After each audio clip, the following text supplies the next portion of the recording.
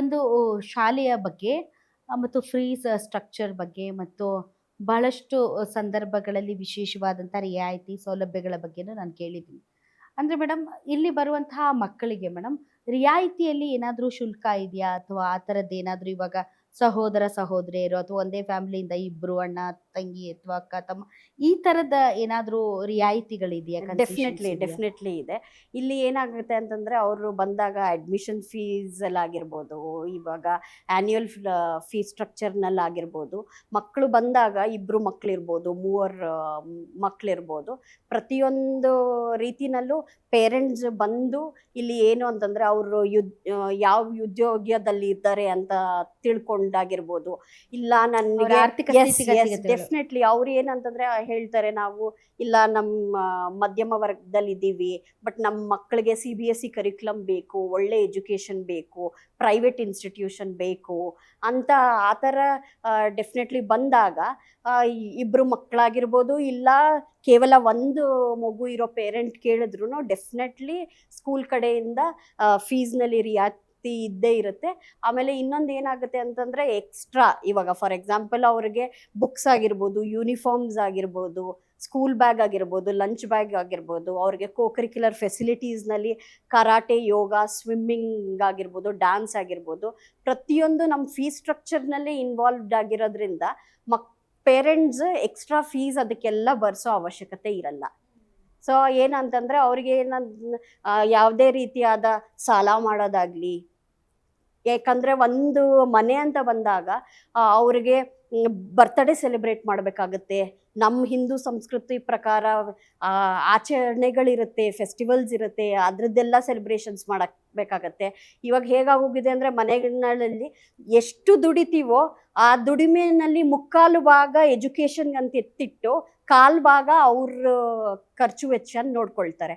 But ಇಲ್ಲಿ ಆ ಥರ ಸಂದರ್ಭ ಬರಲ್ಲ, ಖಂಡಿತ ಬರಲ್ಲ. ಪೇರೆಂಟ್ಸ್ಗೆ ಏನಂತಂದರೆ ಕಡಿಮೆ ಫೀಸ್ ಸ್ಟ್ರಕ್ಚರ್ ಇರೋದ್ರಿಂದ ಅವ್ರಿಗೆ ಎಲ್ಲ ರೀತಿಯಾದ ಫೆಸಿಲಿಟೀಸು ಸಿಗುತ್ತೆ, ಅನುಕೂಲ ಸಿಗುತ್ತೆ, ಒಳ್ಳೆ ಟೀಚರ್ಸ್ ಇದ್ದಾರೆ, ಎಜುಕೇಷನ್ನು ಕ್ವಾಲಿಟಿ ಏನೂ ಕಮ್ಮಿ ಆಗದಿರಂಗೆ ಪ್ರತಿಯೊಂದು ಮಗುಗೂ ಒಳ್ಳೆ ಪಾಠ ಹೇಳ್ಕೊಡ್ತಾರೆ, ಒಳ್ಳೆ ಕರಿಕ್ಯುಲರ್ ಫೆಸಿಲಿಟೀಸ್ ಕೂಡ ಇರುತ್ತೆ. ಡಿಂಪಲ್ ಮೇಡಮ್, ಈ ಶಾಲೆ ಯಾವಾಗ ಪ್ರಾರಂಭ ಆಗಿದೆ? ಎಷ್ಟು ವರ್ಷ ದಿಂದ ನಡೀತಾ ಇದೆ ಈ ಶಾಲೆ? ಈ ಶಾಲೆ ಪ್ರಾರಂಭ ಆಗಿ 12 ವರ್ಷಗಳಾಗಿದೆ. ಆಲ್ರೆಡಿ ನಮ್ಮಲ್ಲಿ 8 ಬ್ಯಾಚ್ SSLC ಮಕ್ಕಳು ಕೂಡ ಉತ್ತೀರ್ಣರಾಗಿ ಹೋಗಿದ್ದಾರೆ.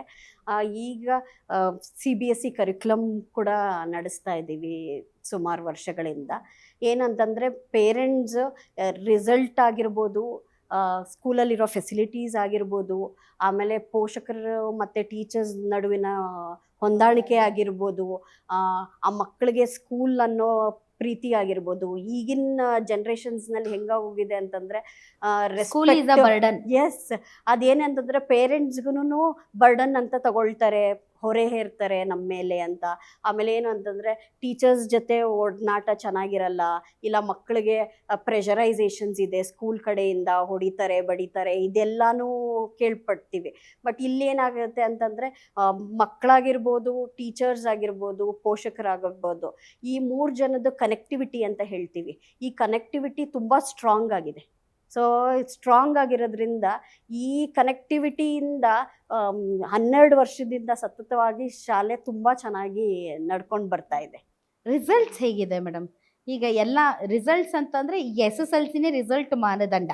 ಭಾಳ ಜನ ನೋಡಿ ನಮ್ಮ ರಿಸಲ್ಟ್ ಹೀಗಿದೆ ಹಾಗಿದೆ ಅಂತ ಹೇಳಿ ಅಡ್ಮಿಷನ್ಸನ್ನ ಕರೀತಾರೆ. ಸೊ ತಮ್ಮ ಶಾಲೆಯ ರಿಸಲ್ಟ್ ಹೇಗಿದೆ? ರಿಸಲ್ಟ್ಸು ಪ್ರತಿ ವರ್ಷ ನಾವು ಈಗಾಗಲೇ 8 ಅಕಾಡೆಮಿಕ್ ಇಯರ್ ಮುಗ್ದಿರೋದ್ರಿಂದ ಪ್ರತಿ ವರ್ಷ ಶಾಲೆನಾಗೆ 100% ರಿಸಲ್ಟ್ಸ್ ಇದೆ. ಆ್ಯಂಡ್ ಇವಾಗ ಏನು ಅಂತಂದರೆ ಟಾಪರ್ ಮಕ್ಳಿಗೂ ಅದೇ ಬೆನಿಫಿಟ್ ಸಿಗುತ್ತೆ. ಇವಾಗ ಬಿಲೋ ಆ್ಯಾವ್ರೇಜ್ ಮಕ್ಕಳಿರ್ತಾರೆ, ಅಗೇನ್ ಆ್ಯಾವ್ರೇಜ್ ಮಕ್ಕಳಿರ್ತಾರೆ. ಏನಂತಂದರೆ ಒಂದು ಹೈಸ್ಕೂಲು ಅಂತ ಬಂದಾಗ ಅವರು 8th and 9th ಸ್ಟ್ಯಾಂಡರ್ಡ್ಗೆ ಬಂದಾಗ ಇಲ್ಲಿ ಏನಾಗುತ್ತೆ ಅಂತಂದರೆ ನಾವು ಆ ಸಬ್ಜೆಕ್ಟ್ ಟೀಚರ್ಸ್ ಇರ್ತಾರೆ 6 ಸಬ್ಜೆಕ್ಟ್ಸ್ನಲ್ಲೂ ಅಷ್ಟೇ. ಇವಾಗ CBSE ಕರಿಕ್ಯುಲಮ್ ಆಗಿರೋದ್ರಿಂದ 5 ಸಬ್ಜೆಕ್ಟ್ಸ್ಗೂ ಸ್ಕಿಲ್ ಬೇಸ್ ಸಬ್ಜೆಕ್ಟು. ಇದೇನಂತಂದರೆ ಒಂದೊಂದು ಟೀಚರ್ನ will call her as mother teacher ಅಂತ ಕರಿತೀವಿ.